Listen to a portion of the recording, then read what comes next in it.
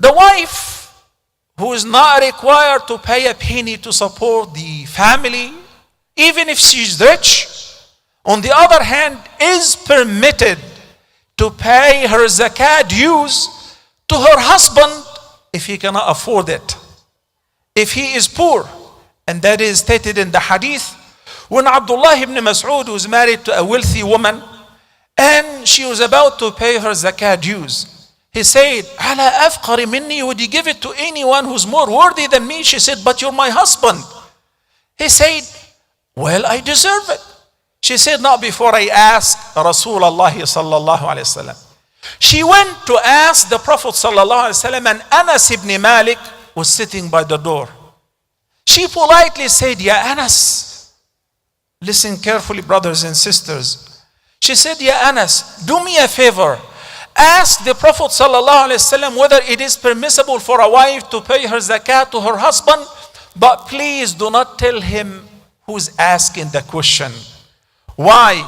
Because Abdullah ibn Mas'ud is a very dear friend of the Prophet. I don't want to embarrass him. I don't want to show off. I don't want to embarrass him.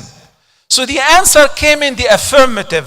But can I pay my zakat to my wife, to my parents, to my children? No, none of the above. Why not? Because their financial responsibility is on your shoulders. You gotta work and work hard and make certain to earn lawfully in order to provide for the family. A husband who's lousy, who's not looking for a job, and is wasting his family, receives a serious warning from the Prophet sallallahu alaihi wasallam. He said, "Kafa bil mar'i ithman an yudayya man ya'ul." It is such a great sin to waste those who are under the guardianship of your ri'ayah, of your financial responsibility.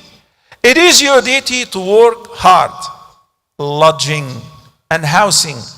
In Surah Al-Talaq, in ayah number 6, chapter number 65, Allah subhanahu wa ta'ala said, "Askinuhunna min haythu sakantum min wujidikum."